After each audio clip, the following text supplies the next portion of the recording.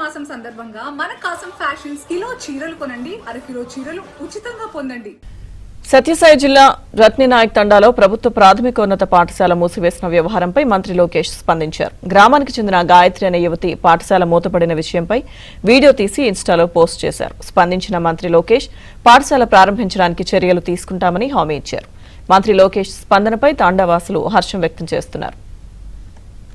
ముగ్గురు పిల్లలే ఉన్నారు. మేము చేసిన ఈ ఒక్క తప్పు వల్ల మా ఊర్లో గవర్నమెంట్ స్కూలే లేకుండా మూతపడిపోయింది. మా ఊర్లో జరిగినట్టుగా ఇంకే ఊర్లోనూ జరగకూడదనే ఉద్దేశంతో ఈ వీడియో చేస్తున్నాను. ఒకప్పుడు 150-200 మంది స్ట్రెంత్ ఉండే ఈ స్కూల్లో చాలా మంది ఇదే స్కూల్ నుంచి చదివి గవర్నమెంట్ జాబ్ లో స్థిరపడ్డారు. అందులో నేను కూడా ఒకదాన్ని. 2024లో ముగ్గురు పిల్లలే ఉన్నారు. స్ట్రెంత్ లేరు అనే కారణం చేత అప్పుడు టీచరు అందరితో సంతకాలు చేయించుకొని టెంపరవరీగా మీ ఊరి స్కూల్ ని మూసేస్తాము, మళ్ళీ తెరిపిస్తాను నేనే అని చెప్పి నమ్మించి అందరి దగ్గర సంతకాలు చేయించుకున్నారు.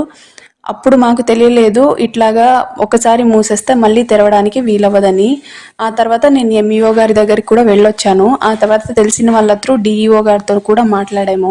కానీ వాళ్ళు చెప్పింది ఏంటంటే ఒక్కసారి క్లోజ్ అయిపోతే మళ్ళీ స్కూల్ తెరవడానికి అవ్వదు అని. ఇప్పుడు మళ్ళీ స్కూల్ రీఓపెన్ అవ్వాలంటే కమిషనర్ దగ్గర నుంచి ఆర్డర్స్ ఉండాలట. కాబట్టి మీ ఊర్లో రన్ అవుతున్న స్కూలు ఒక్క పిల్లోడైనా ఉండనియండి, కానీ స్కూల్ మాత్రం మూసివేసే పరిస్థితి ఎట్టి పరిస్థితులను తెచ్చుకోవద్దండి. నాకు తెలిసినంత వరకు అన్ని ప్రయత్నాలు నేను చేసేసాను.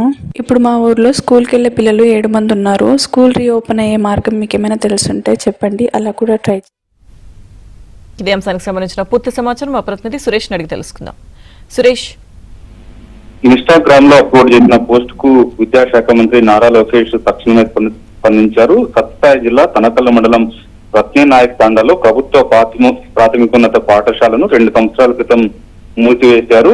అయితే పాఠశాల మూసివేయడం పైన అదే గ్రామానికి చెందిన గాయత్రి అనే యువతి స్కూల్లోనే వీడియో తీసి ఇన్స్టాలో పోస్ట్ చేశారు. ఒకప్పుడు గ్రామంలో 150-200 మంది వరకు విద్యార్థులు ఆ స్కూల్లో విద్యను అభ్యసించారు. అక్కడ విద్యను అభ్యసించిన వారిలో ప్రభుత్వ ఉద్యోగులుగా ఉన్నారు. అదే స్కూల్లో విద్యను అభ్యసించి ప్రస్తుతం తాను ప్రభుత్వ ఉద్యోగం చేస్తున్నాను.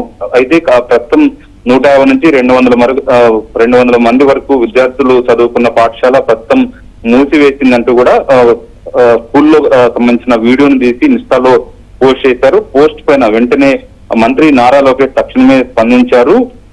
వెంటనే స్కూల్ పునరుద్ధరించడానికి కావాల్సిన చర్యలన్నీ కూడా తీసుకుంటున్నాం, సంబంధిత అధికారులను కూడా ఆదేశిస్తున్నట్లు కూడా ఇన్స్టాలోనే రిప్లై ఇచ్చారు. ఏదైతే మంత్రి నారా లోకేష్ తక్షణమే స్పందించడం పైన ఆ గ్రామస్తులు సంతోషం వ్యక్తం చేస్తున్నారు.